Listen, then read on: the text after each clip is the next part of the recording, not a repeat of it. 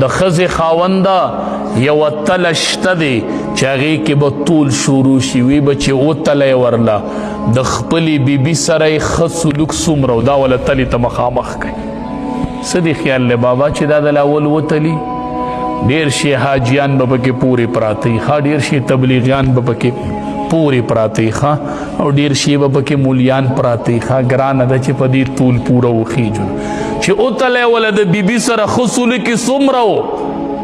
وی چې ربه بیبي وایي چې زما ورسره 50 سال تیر شوي دي او په 50 سال کې د ماته یوه خبره خوږه نه ده کړې زما حق و که نه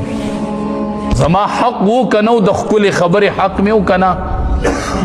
بیبي عایشه رضی الله تعالی عنها فرمایي زه بیماره ومه زما په سر دړو نبی علیه السلام راغی ما ورته زما په سر دړ دی وی چې وا زما د سر دړه وا زما د سر دړ په سر دړ زما او نبی علیه السلام به وی وا زما د سر دړه زما د سر دړ به امام الانبیاء په خپله واغس ما داسې پیغمبر نه ولیدلی ښه چې بیبي خدیجه رضی الله تعالی عنها وفات شوله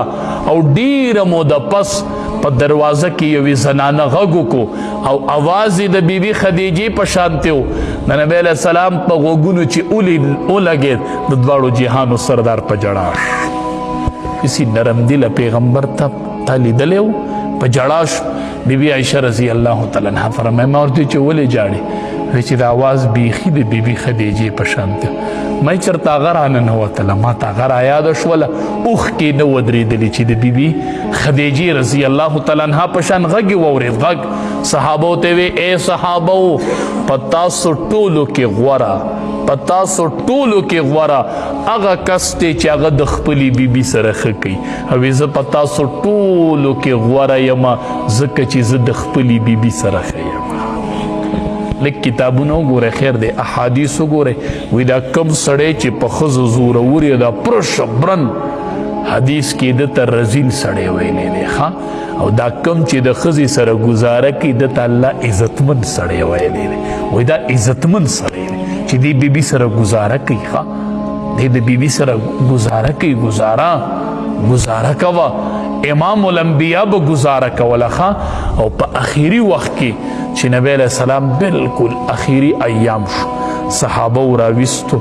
دوو صحابه و په تکیه راوستو کېناستې نه شو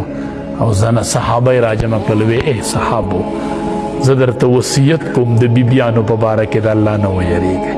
دا مې اخیری خبره واورئ د بیبیانو په باره کې د الله نه ویریږئ دې بیبیانو سره ښه سلوک کوئ کور کې هم دې ماته